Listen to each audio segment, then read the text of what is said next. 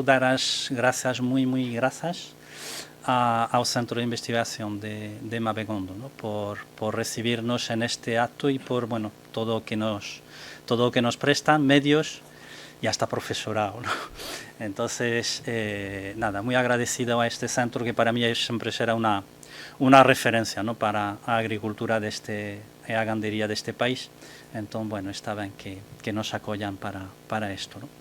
Dentro das persoas de Mabegondo, pois quería tamén, aínda que non está porque está de vacacións, quería agradecer a Juan Castro, que, grazas a él un pouco é como iniciamos toda esta xornada.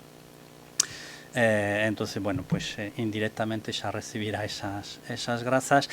E tamén, aínda que non está aquí tampouco, quería señalar unhas grazas especiais para César Rex, que, se viu involucrado en esto sin quererlo ni beberlo, e prestou unha axuda tamén que foi importante. Entonces, aínda que non este aquí, seguro que o ruxe lle chega que lle dou un pouco moito as grazas por isto, non? Bien, estamos aquí para falar de solo, ¿no? E da vida do solo. Presentarvos un pouco por que facemos isto, ¿no? Toda esta xornada ven de un grupo operativo que é unha institución con financiación dos fondos FEADER de Bruxelas, con participación do Ministerio de Apoio da Xunta, y es un grupo dedicado a investigación, innovación, difusión, transferencia tecnológica, ¿no? En torno a una temática que es tentar producir carne en este país utilizando menos pienso posible. Y si podemos producirla y que se venda sin pienso, pues mellor que mellor. Ese é o propósito deste grupo, ¿no?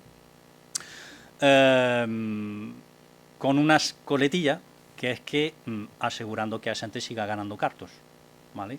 Es decir, non é cuestión de producir sin pienso ou con moi pouco pienso e que a xente se afunda, ¿no? Entonces, isto é o que facemos en este grupo.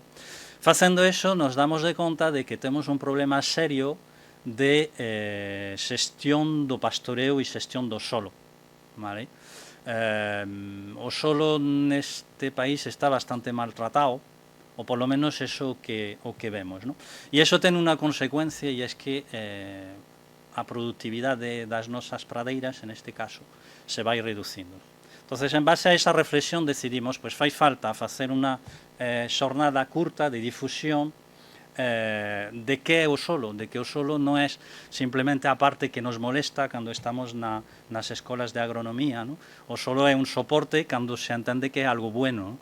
Que moitas veces o solo está visto, a mí me pasou na carreira, ¿no? O solo está visto como algo negativo, ¿no? Es un problema.